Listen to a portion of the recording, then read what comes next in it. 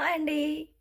ఈరోజైతే మనం కాకరకాయ వేపుడు అండి, పచ్చి కాకరకాయలతో ఫ్రై కర్రీ చేసుకుందాము. అలాగే గోంగూరతో పచ్చి కొబ్బరి వేసి గోంగూర చట్నీ చేసుకుందామండి. మరి ఆ రెసిపీస్ ఎలా చేయాలో చూడాలంటే వీడియో మొత్తం ఎక్కడ కూడా స్కిప్ చేయకుండా చూస్తేనే చక్కగా అర్థమవుతుందండి. ఇంకా మరి నేను ఏ పద్ధతిలో చేస్తానో ఇంకా మీరు కూడా చూసేయండి. మరి ఆలస్యం ఎందుకు, వీడియోలోకి అయితే వెళ్దాం పదండి.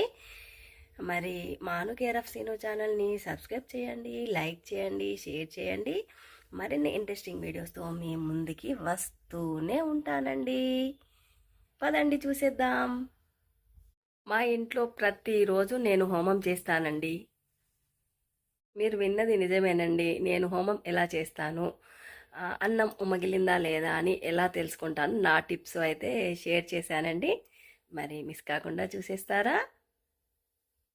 అండి పొయ్యి పైన అయితే అన్నం అవుతుంది, చూద్దానండి. అయితే గంజి వార్చాను, ఇంకా ఉమ్మగిలుతుందట. నేనేది మూత పెట్టేసి పక్కన పెట్టేద్దాం. ఇవైతే ఆర్గానిక్ కాకరకాయలండి, మన చెట్లోకి వెళ్ళినాయి. ముక్కలన్నీ కట్ చేసుకొని ఇంకా శుభ్రంగా నీళ్ళలో వేసి కడుక్కున్న తర్వాత వీనైతే ఇప్పుడు ఫ్రై చేసుకుందాము. స్టవ్ వెలిగించి స్టవ్ పైన ఒక బాండి పెట్టుకొని ఇందులో అయితే ఇప్పుడు మనం ఆయిల్ వేసుకుందామండి. అన్నం ఉడికిందా లేదా అని తెలుసుకోవాలంటే మనం ఇలా వాటర్ వేసినప్పుడు ఇలా వెంటనే ఆరిపోతాయి, సిప్పు అనే సౌండ్ కూడా వస్తుంది. అప్పుడు మనం స్టవ్ కట్టేసుకోవచ్చు. ఆయిల్ చక్కగా వేడెక్కిన తర్వాత ఇందులో పోపు దినుసులు మాత్రమే వేసుకోవాలండి, ఇంకా వేరే ఏమీ వేసుకోవద్దు. పోపు దినుసులు ఇలా ఫ్రై అవుతున్నప్పుడు కాకరకాయ ముక్కల్ని ఇలా తీసి ఏమీ వేయాల్సిన అవసరం లేదు. మధ్యలో ఇలా కలుపుతూ ఉండాలంటే చక్కగా చేవి లేచి కాకరకాయ ఫ్రై అయితే రెడీ అయిపోతుంది. అయితే హైలో పెట్టి ఉంచానండి, చూసారా చక్కగా నీరంతా ఎగిరిపోయి ఫ్రై అవుతుంది. ఒక 4 వెల్లుల్లి దెబ్బలు తీసుకొని దంచి పెట్టుకోవాలండి. ఇలా దంచిన మిశ్రమాన్ని ఒక ప్లేట్లో తీసుకుందాం. మధ్యలో కలిపి చక్కగా ఫ్రై చేసుకోవాలండి. కొన్ని వాటర్ తీసుకొని అందులో కరివేపాకు రెబ్బలు, ఒక 2 పచ్చిమిర్చి వేసుకొని చక్కగా చీల్చుకొని పెట్టుకోవాలండి. ఇలా చిన్న చిన్న ముక్కలుగా కట్ చేసుకోవాలండి.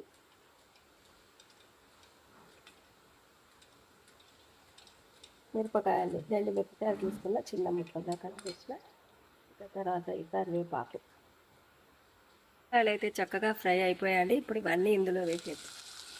ఇంకా ఇప్పుడు పసుపు వేసుకోవాలండి. ముందే వేసుకుంటే మాడిపోతుంది. పసుపు వేసిన తర్వాత ఒకసారి ఇలా కలియ తిప్పితే చక్కగా ఫ్రై అయిపోతుంది. ఇప్పుడైతే కర్రీకి సరిపడా కారం, ఉప్పు, చిటికెడు గరం మసాలా వేసి కలిపి దింపేసుకుంటే కాకరకాయ ఫ్రై రెడీ అయిపోతుందండి, చేదే లేకుండా. నేనైతే ప్రతిరోజు మా ఇంట్లో యజ్ఞం చేస్తాను అని చెప్పాను కదండి. ఇంకా ఇలా అన్నం వండగానే ఒక 2 మెతుకులు తీసి స్టవ్ పైన పెట్టి స్టవ్ అయితే వెలిగించాలండి. ఒక చుక్క నెయ్యి తీసుకొని ఇంకా ఆర్గ్యంలాగా వదలాలండి. స్వాహ అగ్ని పురుషులకి. ఇలా మనం ఏ యజ్ఞ హోమాల్లో కూర్చోకున్నా కానీ ఇంట్లో చేసే ఈ అగ్ని హోమం వల్ల ప్రతిరోజు యజ్ఞం చేసిన ఫలితం వస్తుంది అని అయితే మాకైతే పండితులు చెప్పారండి. టెంపుల్స్ దగ్గర ఇంకా గురువులు శివ కళ్యాణంలో కానీ మాకు ఆంజనేయ స్వామి దగ్గర జరిగే టెంపుల్ల దగ్గర వచ్చిన పండితులు కానీ శివ కళ్యాణంలో శ్రీరామనవమి కళ్యాణాలప్పుడు వచ్చిన గురువులు అయితే ఇలాంటివి పాటించమని అయితే చెప్తారండి. కాకరకాయ వేపుడైతే ఇలా రెడీ అయిపోయిందండి. చూస్తుంటేనే ఎమ్మిగా ఎప్పుడెప్పుడు తినేద్దామా అని ఉంది కదండి. మరి ఎందుకు ఆలస్యం, తినేద్దాం. పచ్చి కొబ్బరి వేసి గోంగూర పచ్చడి ఎలా చేయాలో అయితే ఇప్పుడైతే చూసేద్దామండి. ఇంకా గోంగూరను శుభ్రంగా కడిగి పక్కన పెట్టుకోవాలి. ఇంకా స్టవ్ పైన అయితే ఒక గంజి పెట్టి ఆయిల్ వేసి ధనియాలు, జీలకర్ర, వెల్లుల్లి, మెంతులు ఇంకా ఇవన్నీ పక్కన పెట్టి ఉంచుకోవాలండి. ఒక 20 వరకు పచ్చిమిరపకాయలు అయితే వేస్తున్నాను. ఇంకా ఇవన్నీ దినుసులు అయితే వేసి చక్కగా ఫ్రై చేసుకోవాలండి. పచ్చిమిరపకాయలు మగ్గే వరకు ఫ్రై చేసుకొని ఇంకా తరిగి పెట్టుకున్న పచ్చి కొబ్బరి ముక్కల్ని అయితే ముందుగా మిక్సీ పట్టుకోవాలండి. చక్కగా బరకగా అయ్యేలాగా అయితే బాగా మెత్తగా మిక్సీ పట్టాల్సిన అవసరం లేదండి. కొంచెం ఫోర్స్గా గ్రైండ్ చేసుకొని ఇంకా పక్కకి తీసేసుకోవాలండి. ఇంకా పచ్చిమిరపకాయలు వేగుతున్నాయి కదండి, అందులో మనం ఈ మిక్సీ పట్టుకున్న కొబ్బరిని కూడా వేయించి కొబ్బరిలో ఉన్న పచ్చి పోయేలాగా వేయించుకొని ఇంకా కడిగిన గోంగూర కూడా వేసి చక్కగా మగ్గిపోయేలాగా మధ్య మధ్యలో కలుపు. ఆకు ఇలా చక్కగా నలిగిపోయిన తర్వాత ఇందులో మనం పచ్చడికి సరిపడా సాల్ట్ అయితే వేసుకోవాలండి. ఆకంతా నలిగిపోయిందండి. ఇంకా స్టవ్ కట్టేసుకొని చల్లార్చుకొని మిక్సీ పట్టుకోవాలి. ఇలా చల్లారిన మిశ్రమాన్ని అయితే మనం ఇంకొకటి ఇప్పుడు వేసుకొని మిక్సీ పట్టుకుందామండి. పచ్చడి అంతా మిక్సీ పట్టేద్దామండి ఇప్పుడైతే.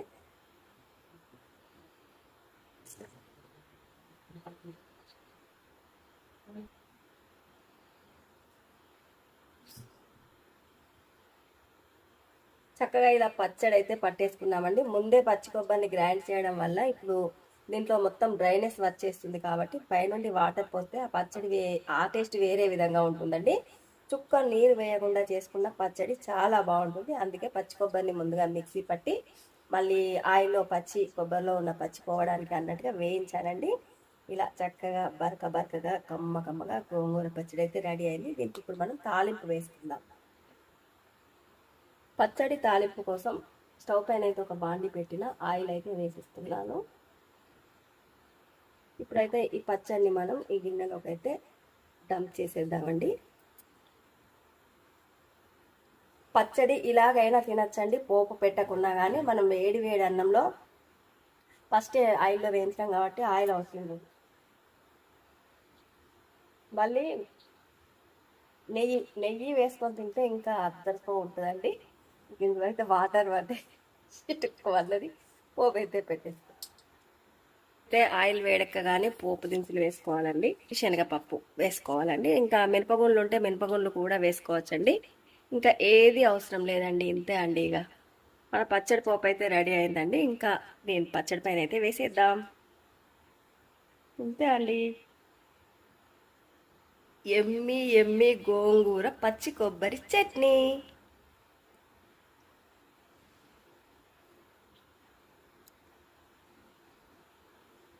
సూపర్. ఈసారి నేను వంట చేసేటప్పుడు వాయిస్ అంతా అలాగే ఉంచేసాను కదండి. ఇంకా ఎలా అనిపించిందండి మరి వీడియో? నాకైతే కొత్తగా అనిపించిందండి. మరి మీకు ఎలా అనిపించిందో కామెంట్ బాక్స్లో కామెంట్ చేసేయండి.